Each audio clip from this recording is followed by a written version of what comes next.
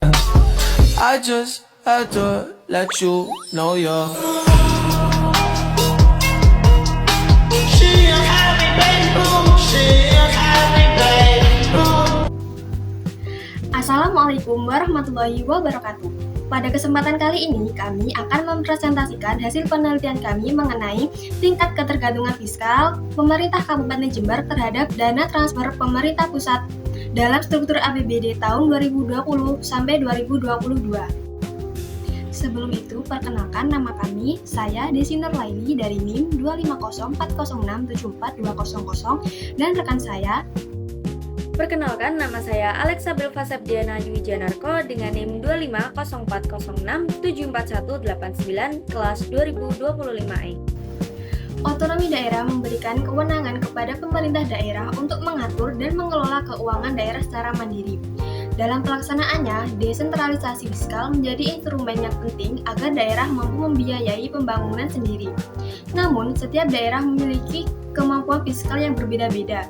Sebagian daerah masih sangat bergantung pada dana transfer dari pemerintah pusat, karena pendapatan asli daerah atau PAD masih belum optimal. Berdasarkan latar belakang tersebut, penelitian ini berfokus pada 3 rumusan masalah utama. Yang pertama yaitu tingkat ketergantungan fiskal daerah terhadap pemerintah pusat.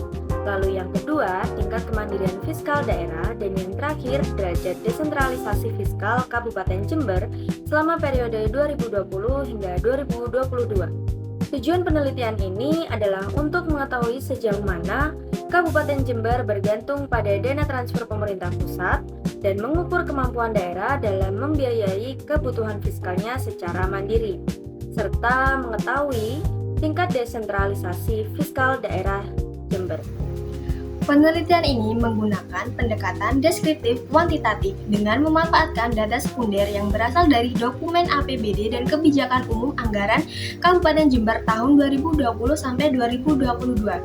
Data dikumpulkan melalui metode dokumentasi dan dianalisis menggunakan rasio keuangan daerah, yaitu rasio ketergantungan fiskal, rasio kemandirian fiskal, dan derajat desentralisasi fiskal. Berdasarkan data, struktur pendapatan daerah Kabupaten Jember masih didominasi oleh dana transfer dari pemerintah pusat. Dana transfer memiliki kontribusi terbesar dibandingkan PAD. Meskipun PAD mengalami peningkatan, jumlahnya masih jauh lebih kecil dibandingkan dana transfer. Hasil penelitian menunjukkan bahwa rasio ketergantungan fiskal Kabupaten Jember tergolong sangat tinggi. Pada tahun 2020 sebesar 77,9%, tahun 2021 sebesar 74,4% dan kembali meningkat pada tahun 2022 menjadi 80,1%. Hal ini menunjukkan bahwa sebagian besar pendapatan daerah masih berasal dari pemerintah pusat. Rasio kemandirian fiskal Kabupaten Jember masih tergolong rendah.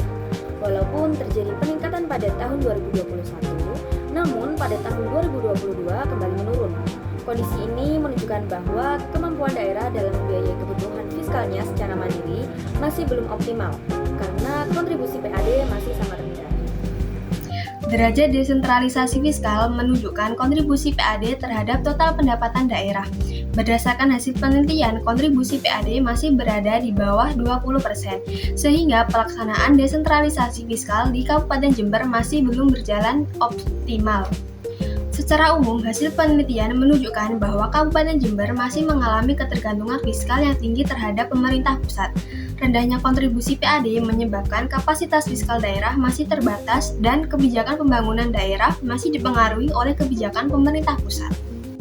Untuk meningkatkan kemandirian fiskal daerah, pemerintah daerah perlu melakukan optimalisasi pemungutan pajak dan retribusi daerah. Selain itu, pengembangan potensi ekonomi lokal juga sangat penting agar PAD dapat meningkatkan dan ketergantungan terhadap pemerintah pusat dapat dikurangi. Berdasarkan hasil penelitian, dapat disimpulkan bahwa Kabupaten Jember masih memiliki tingkat ketergantungan fiskal yang sangat tinggi terhadap dana transfer pemerintah pusat. Kemandirian fiskal daerah juga masih rendah karena PAD belum mampu menjadi sumber utama pembiayaan daerah. Oleh karena itu, diperlukan upaya optimalisasi PAD guna meningkatkan kemandirian fiskal daerah. Demikian pemaparan yang dapat kami sampaikan. Terima kasih atas perhatian yang diberikan. Mohon maaf jika ada salah kata. Wassalamualaikum warahmatullahi wabarakatuh.